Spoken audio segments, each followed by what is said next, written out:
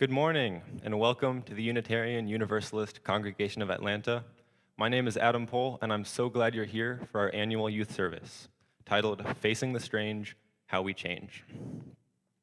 Whether you're in the room or watching from home, I'd like to encourage you to take part fully in the service, light your chalice at home, close your eyes for the meditation, sing along to the hymns. Our first hymn will be 346, Come Sing a Song with Me.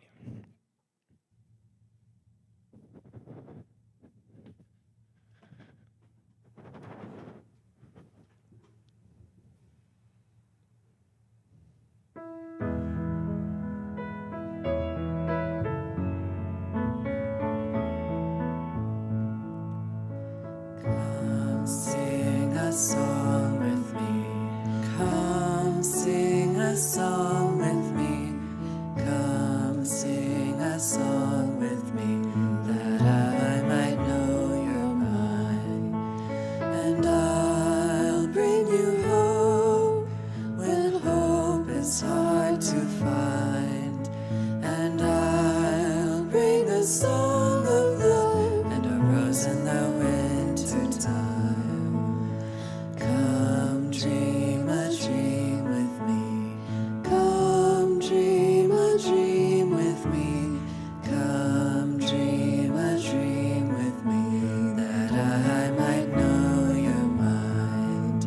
And I'll bring you hope when hope is hard to find. And I'll bring a song of love and a rose in the winter time. Come walk in rain with me. Come walk in rain with me. Come walk in rain with me, that I might know your mind. And I'll bring you hope when hope is hard to find. And I'll bring a song of love and a rose in the winter time. Come share a rose with me. Come share a rose with me. Come share a rose with me, that I might know your mind. And I'll bring you hope when hope is hard to find. And I'll bring a song of love and a rose in the winter time.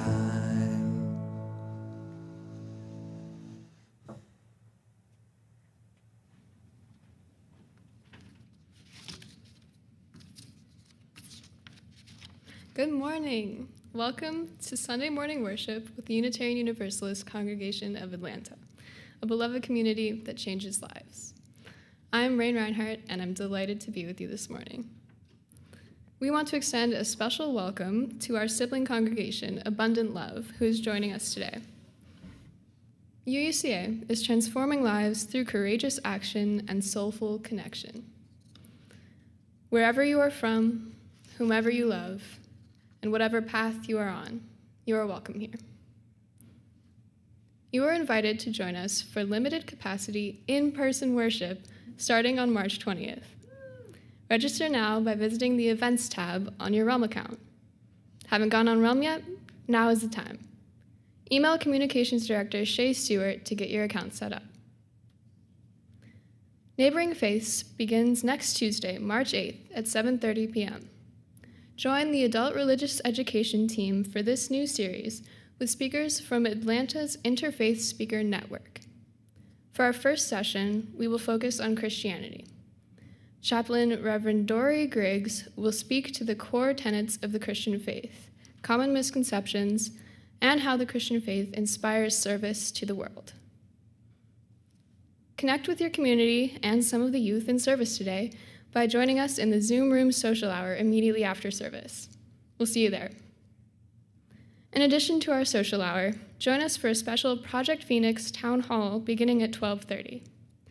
Get the latest info on how our new campus is coming along and when we might expect to move in.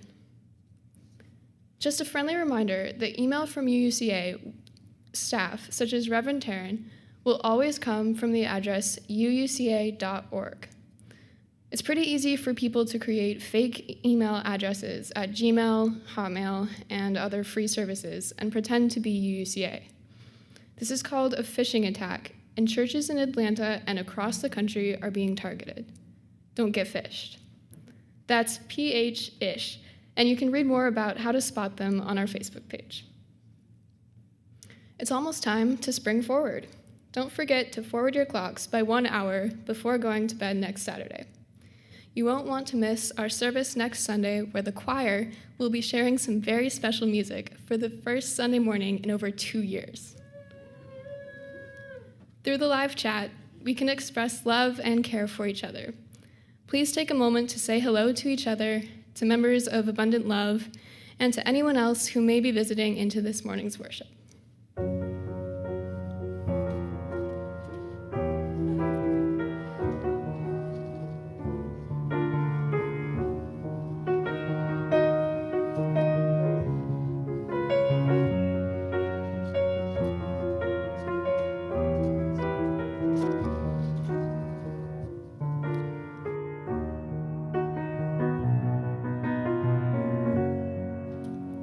Once again, we are glad you have chosen to worship with us this morning.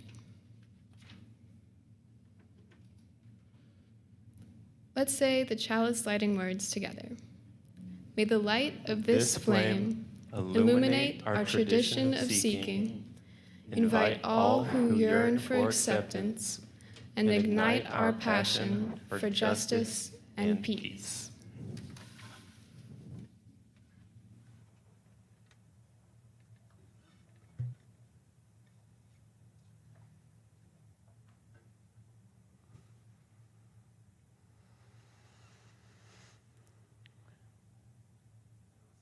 One, two, three, four. I used to live in the darkness, dressed in black, dark, so heartless. But now I see that colors are everything. Got kaleidoscopes in my hairdo, got back the stars in my eyes too. Yeah, now is everything. Yeah, maybe my head's messed up, but I'm falling back in love with being alive, dreaming in lights. This kitty cat lost his mind, been looking for stars, some sign that I'll be alright. Look to the skies. I found a rainbow, baby, trust me, I know life is scary, so just put those colors on, girl. Come and paint the world with me tonight.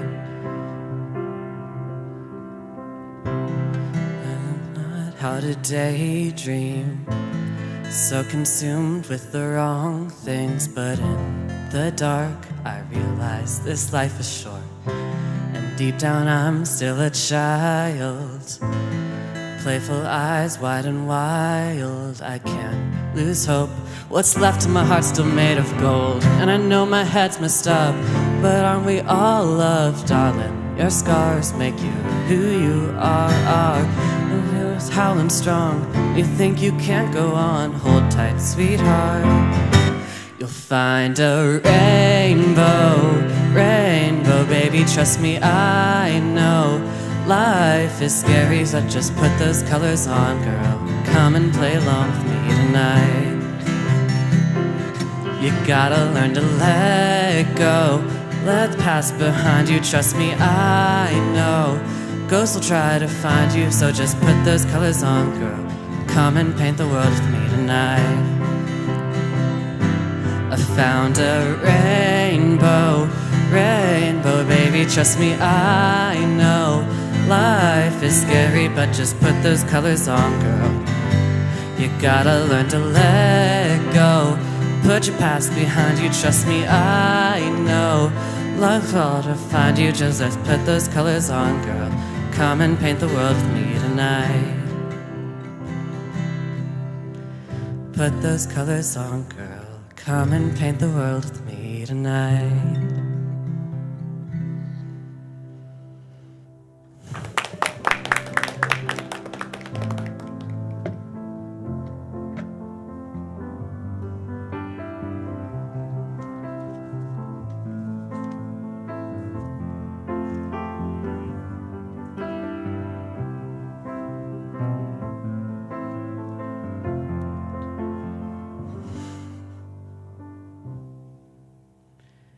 join us in the movement prayer led by our guest puppet, Fisher. First, we bow to honor the Spirit of life. We lift our arms and embrace the gifts of the Spirit. We bring those gifts unto ourselves with gratitude and breathe and smile.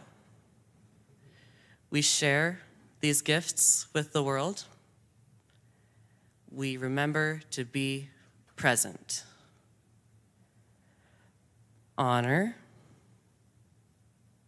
embrace, gratitude, share, be present.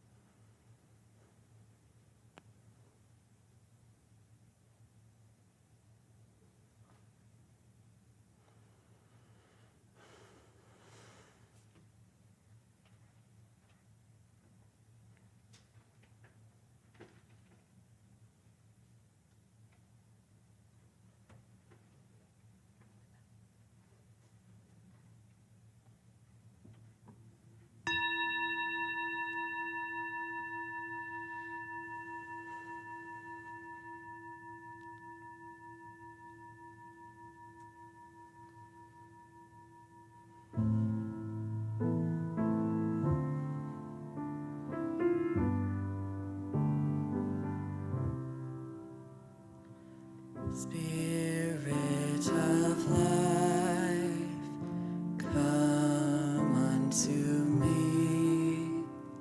Sing in my heart all the stirrings of compassion.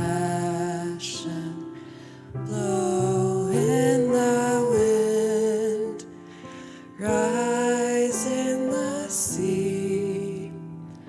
Move in the hand, giving life the shape of justice. Roots hold me close, wings set me free. Spirit of life, come to me, come to me.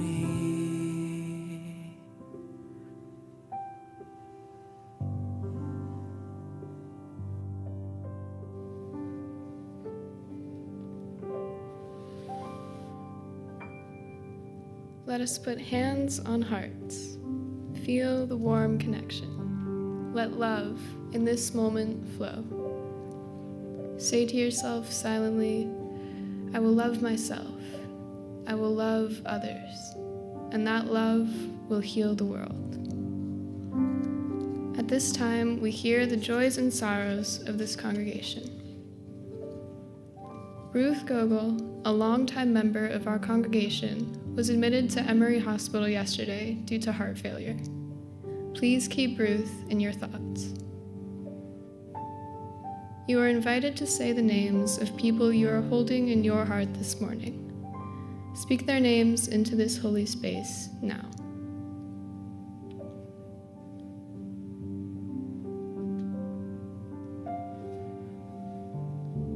May all beings find connection. May all people find comfort. May all of us find ways to be more loving to one another.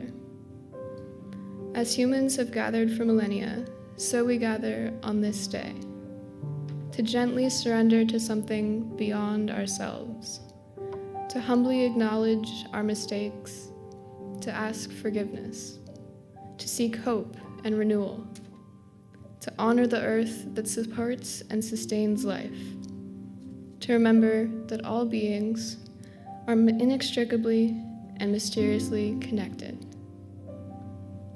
Now we still our bodies and we still our minds.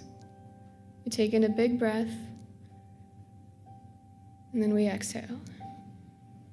We relax into this space that our intentions make sacred. We enter into the wise silence.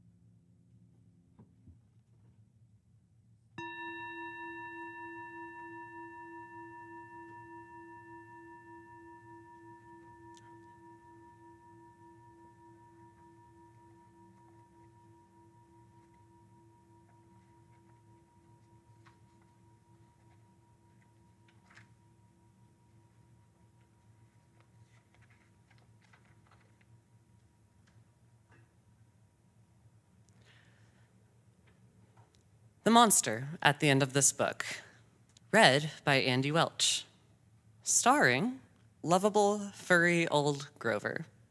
Hello, everybody. This is a very dull page. What is on the next page? What did that say? On the first page, what did that say? Did that say there will be a monster at the end of this book? It did? Oh, I am so scared of monsters. Shh. Listen, I have an idea. If you do not turn any pages, we will never get to the end of this book. And that is good, because there is a monster at the end of this book. So please do not turn the page. You turn the page! Maybe you do not understand. You see, turning pages will bring us to the end of this book, and there is a monster at the end of this book. But this will stop you from turning pages. See? I am tying the pages together so you cannot. You turned another page. You do not know what you are doing to me. Now, stop turning pages. There. I, Grover, am nailing this page to the next one so that you will not be able to turn it and we will not get any closer to the monster at the end of this book. All right. Do you know that every time you turn another page, you not only get us closer to the monster at the end of this book, but you make a terrible mess. This will stop you from turning pages. A heavy, thick, solid, strong brick wall. I would just like to see you try to turn this page. Do you know that you are very strong? The next page is the end of this book, and there is a monster at the end of this book. Oh, I am so scared. Please do not turn the page. Please. Well, look at that. This is the end of the book, and the only one here is me. I, lovable, furry old Grover, am the monster at the end of this book. And you were so scared. I told you there was nothing to be afraid of. The end. Oh, I am so exhausted.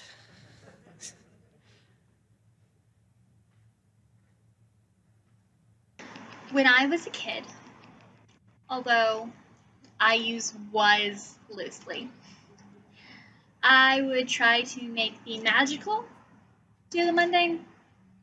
I would take Barbies that were supposed to be Disney princesses or fairies, and I would spend hours making them go grocery shopping or choose to rather to give birth at home or at the hospital. Now, I want everything mundane to be magical. I want there to be pixies atop every chain link fence. I want every wall to have a secret passage. I want every new person I meet to be a fairy changeling or a werewolf or somehow kick off my own personal magical journey. When did that change happen? I don't think it was conscious. Despite what many parents think, we don't just wake up the day after turning 13 and decide it's time to be proper teenagers now, complete with an utter change of our personalities and a more than healthy dose of defiance. It's gradual. Did I start to read books about resistance because I wanted to resist? Or did all of those dystopian young adult novels finally rub off on me and give me that oh-so-cliche teenager pushback that parents think so necessary for people our age? When did I start? Is a question everyone asks themselves. Did I start using that phrase because my friend used it, or did my friend start using it because of me? When did I start liking the color blue? When did I stop trying to make the magical do the mundane and start making the mundane be magical? These aren't questions we have the answers to. If we did, there would be thousands of stories about change and when it happens and how it happens. What's the tipping point? When does the angel fall? When in the story does the villain become good enough to become a hero? Or when does the hero become evil enough to become a villain? When do we realize that the monsters in kids' books are actually kind of fun? In real life, change is stressful. And you don't usually get that extra fun dash of magic thrown in. You don't get a Hogwarts along with your Voldemort. When a tree fell on our house in 2018 because of Hurricane Michael, I didn't get put up in some Victorian mansion with a secret staircase and a library full of magical tomes. I got put in a boring house in boring suburbs with one more bathroom than my old one. No magic for me. Maybe that's when the change happened. The thing about change is that you rarely know when it happened, but you might know what made you realize it. I do. I know what made me realize that I had gone from children's books to young adult literature. When I was a baby, my father used to read me 3 books every night. He was determined that his daughter become a bookworm, and no one can say that he has not succeeded. I have always loved books, and I always will, but their purpose for me has changed greatly over the years. When I was little, books were used for me to take out grand magical adventures and reenact them in my backyard. And don't get me wrong, I still do that as often as I can, but that's not really very often nowadays. After all, I'm a teenager now. Isn't this what we all fear? That we grow up and there's no more time for the things that we found fun anymore. I once told my mother that teenagers made me sad because they never laughed. I mean, what a thing for a 7-year-old to say. But then again, is that not what we're talking about today? Teenagerhood is a secret society that we all pass through and we all forget. We are the monsters now that we were fighting when we were young. And young adult books are riddled with this analogy. I could rattle off book quotes about teenagers being monsters for days. To a certain extent, the monster fantasy, it is comforting. After all, it is a fantasy of being allowed to be monstrous, being allowed to come unhinged. From a literary standpoint, it's logical. People who tend to be told to be quieter or push back or change themselves somehow want to reach for fantasies that provide that comfort of being allowed to be free. After all, are villains not some of the most popular characters in media? It's being allowed to put joy and love before normalcy and morals. And when you're a gay, disabled, neurodivergent girl who gets overwhelmed and angry easily, that fantasy of being allowed to be free, of being allowed to be monstrous, is seductive. One of my favorite quotes ever, said by Kaz Brecker in Six of Crows, goes as follows. When everyone knows you're a monster, you needn't waste time doing every monstrous thing. Adults see me as monstrous, just by being a teenager. In fact, I am doubly and triply and even quadruply monstrous. I am a teen. Teens are monstrous. I am disabled. Disabled people are monsters. Gay people are monsters. Girls are very much monstrous.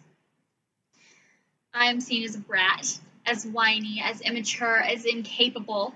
And it's really impossible to try to break free of that. When monstrous things include liking reading young adult novels and liking dresses and sometimes being tired and enjoying giggling with your friends, it's a joyless life and an impossible life to not be monstrous. So instead, I think I shall do as many monstrous things as I want.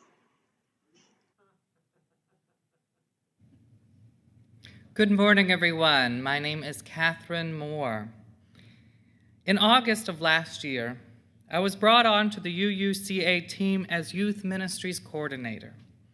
I was told among my various duties I would be responsible for building and shaping the youth religious education curriculum and supporting our outstanding volunteers in education. I feel comfortable speaking for myself and the educators when I say our dynamic youth never cease to amaze us. The UUCA youth are committed to growing in the UU tradition and supporting one another's journey through life, learning, and being their most authentic selves. If ever we needed to be reminded of our UU values, we need only look to our young people. They, I must say, have taught me more in my short tenure than I could have ever imagined. The young religious Unitarian Universalists are committed to growing in our shared UU values. The YRUU has welcomed guest speakers from all walks of life and faiths in our Faith on the Fringes education initiative. We are all looking forward to the Youth Service Project in the coming months, where our youth will give back to our Atlanta community and learn while doing. The UUCA Youth Religious Education Program is dedicated to helping our young people become ethical and critical thinking global citizens and world changers. Our UUCA community helps shape, support, and grow our amazing youth. You are a vital part in keeping this program going and making a real impact. We welcome you at this time to give your gifts and continue to support our remarkable youth. The offering will now be given and gratefully received.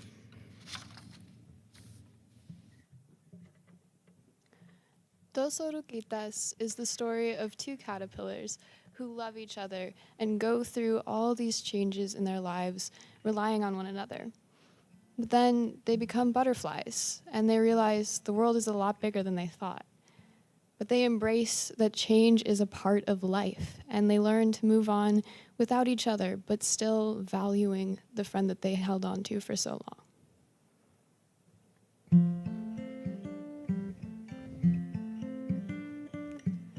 Dos oruguitas enamoradas pasan sus noches y madrugadas llenas de hambre, siguen andando y navegando un mundo que cambia y sigue cambiando, navegando un mundo que cambia y sigue cambiando. Dos oruguitas paran el viento mientras se abrazan con sentimiento, siguen creciendo, no saben cuándo buscar algún rincón. El tiempo sigue cambiando, inseparables son. El tiempo sigue cambiando. Ay, oruguitas, no se aguanten más. Hay que crecer, partir y volver.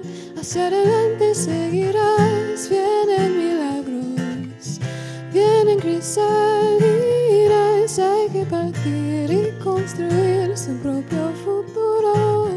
Ay, oruguitas, no se aguanten más. Hay que crecer, partir y volver. Hacia adelante seguirás. Vienen milagros, vienen crisalinas. crisalinas, hay que partir y construir su propio futuro. Tus oruguitas desorientadas en dos capullos bien abrigarás con sueños nuevos. Ya solo falta hacer lo necesario en el mundo que sigue cambiando, tumbando sus paredes. Ahí viene nuestro milagro. Hay mariposas, no se aguanten más, hay que crecer, partir y volver. Hacia adelante seguirás, ya son milagros, rompiendo crisalinas, hay que volar, hay que encontrar su propio futuro. Hay mariposas, no se aguanten más, hay que crecer, partir y volver. Hacia adelante seguirás, ya son milagros, rompiendo crisalinas, hay que volar, hay que encontrar su propio futuro.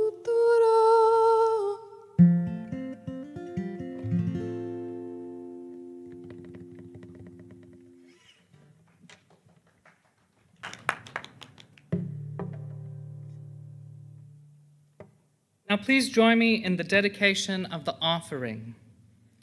To the work of this congregation, which is weaving a tapestry of love and action we call community, we dedicate our lives and these our offerings.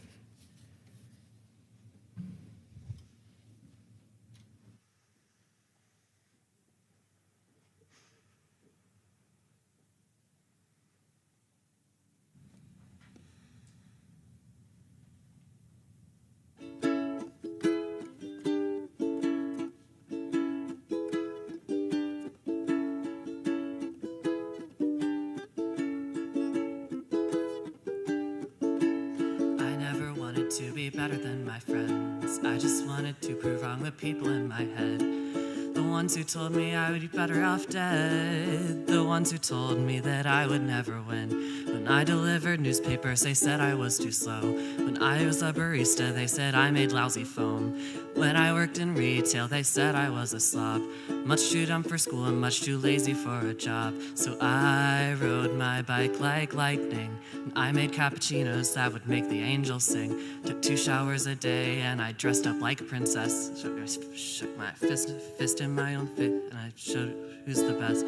Wrote the kinds of papers teachers hang up on their walls. I was employee of the month at 7 different shopping malls. And one time playing football, I pulled the tendons in my leg. To prove that I was tough, I hopped on one foot and finished up the game.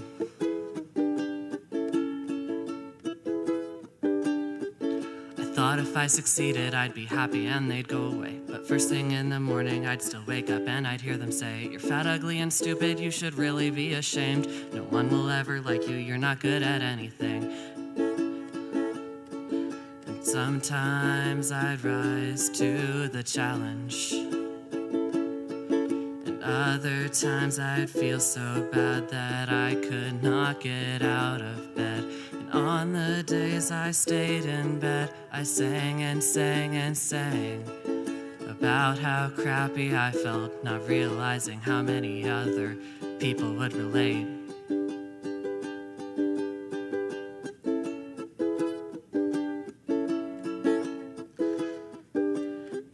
Now people send me emails that say thanks for saying the things they didn't know how to say. The people in my head still visit me sometimes, but they bring all of their friends, but I don't mind. I play my guitar like lightning. When I sing, I like it when you sing too loud and clear. Different voices, different tones, I'll say, and yeah, we're not alone. I got good at feeling bad, and that's why I'm still here. I got good at feeling bad, and that's why I'm still here. I got good at feeling bad, and that's why I'm still here.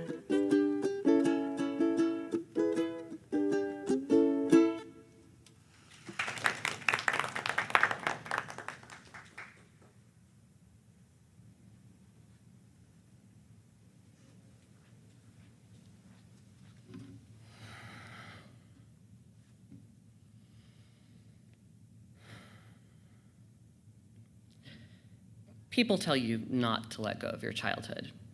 Live in the moment, don't forget to indulge your inner child, so on and so forth. I've heard it plenty, and I'm sure you have too. But it's hard. Maybe it wasn't for you, and maybe that's where we differ, and that's okay. But for someone who's been a smart kid, a weird kid, a gifted kid for their entire life, it's kind of hard. Besides, I don't want to hang on to my childhood. I want to be an adult. It is so incredibly close. Still, when you grow up feeling an undeniable alienation from other kids your age, it's hard to cling on tight to something that's been slippery since kindergarten.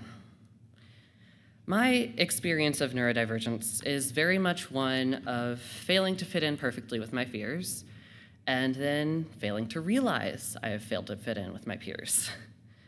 I'm like a square peg in a round hole. The square is just small enough that it thinks it's getting through, and no other peg intervenes.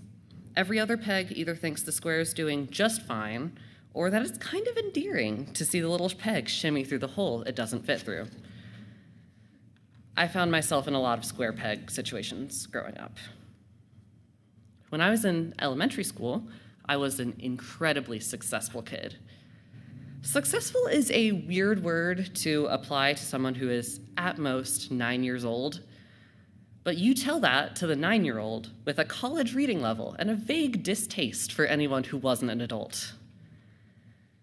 I did hang out with a decently sized group of other gifted kids who all sort of treated me like their little sibling or pet. True to our relationship, when we got to high school, I watched them all go to the magnet school, excelling at what they did, while I found myself within 4 years of the normal high school, struggling to practice basic self-care and submit assignments without crying about them. There's an obvious difference here, though. I don't know how obvious it was when I was younger, but I'd sum it up as a smart kid versus a weird kid. Even when I was just as smart as my peers, there was something off.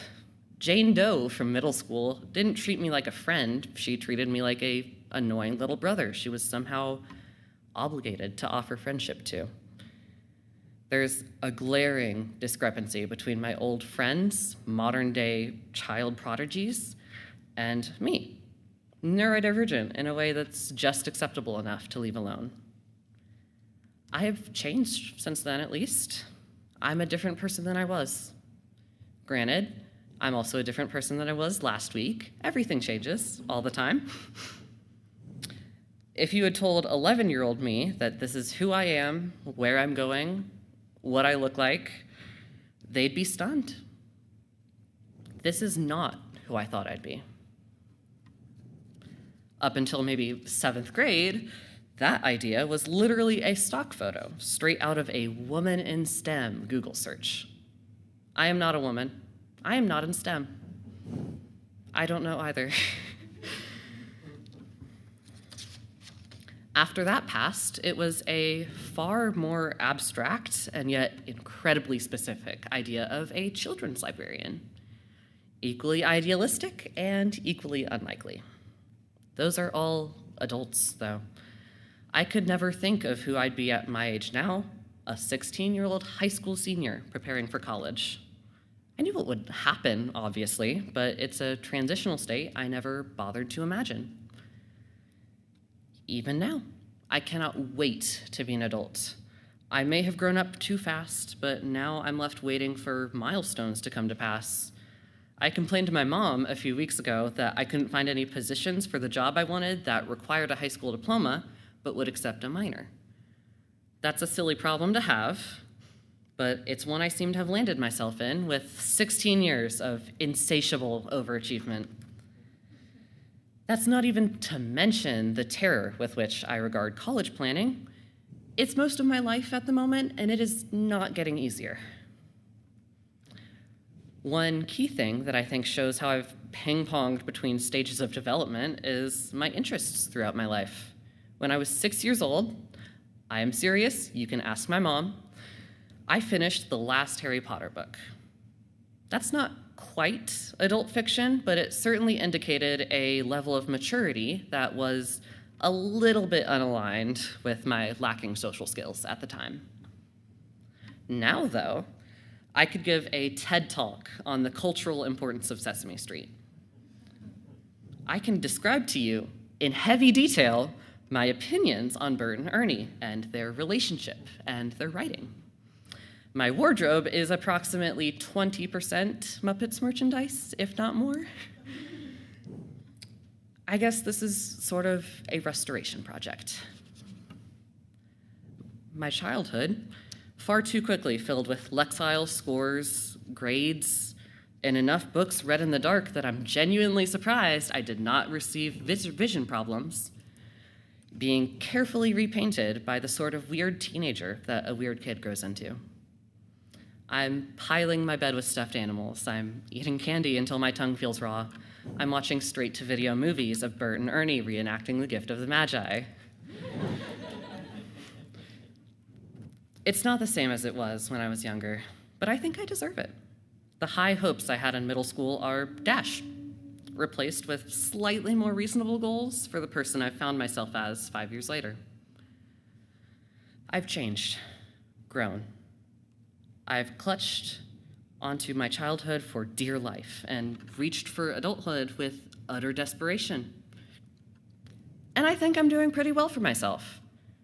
I'm moderating myself after years of ricocheting between glorious and barely functioning and then back again. Because that's what my life is at the end of the day. Finding a happiness in the change from too mature of a child to too childish of an adult. And I couldn't be more proud of myself.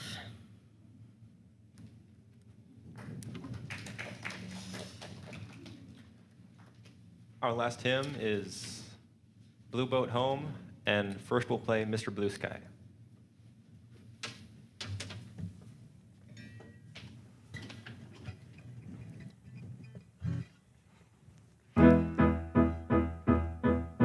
One, two, 1, 2, 3, 4. Sun is shining in the sky. There ain't a cloud inside. It stopped raining. Everybody's in a play, and don't you know, it's a beautiful new day. Hey, hey, running down the avenue, see how the sun shines brightly in the city. On the streets there once was pity. Mr. Blue Sky is living here today. Hey, hey, Mr. Blue Sky, please tell us why you had to hide away for so long. Where did we go wrong?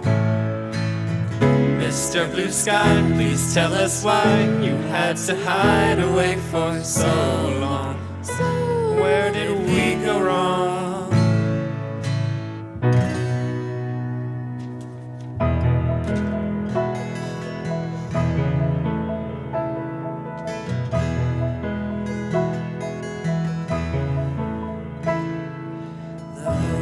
Below me, I feel no motion, standing on these mountains and plains, far away from the rolling ocean. Still my dry land heart can say, I've been sailing all my life now, never harbor nor port have I known. The wide universe is the ocean I travel, and the earth is my blue boat home.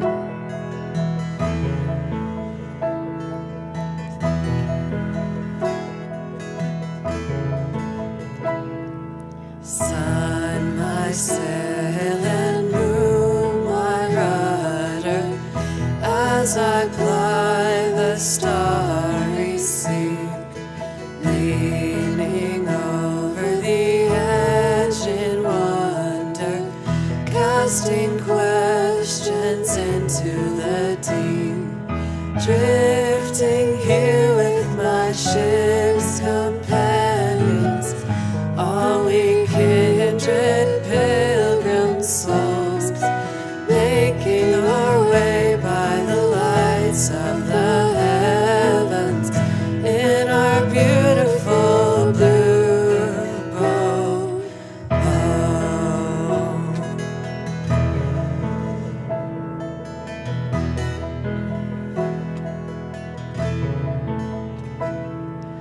I give thanks to the waves upholding me, hail the great winds urging me on, greet the infinite sea before me, sing the sky my sailor's song. I was born upon the fathoms, never harbor nor port have I known. The wide universe is the ocean I travel, and the earth is my blue boat.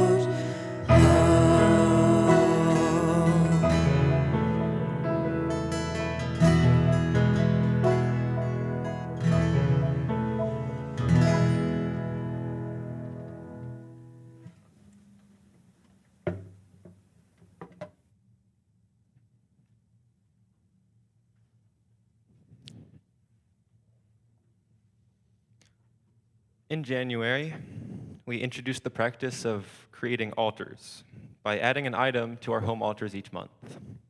For this month, I'd like to encourage you to find a keepsake, perhaps a photo or family heirloom, that represents a change in your life. Change can be intimidating, but there's always a silver lining to be found. So embrace the strange. Go in peace.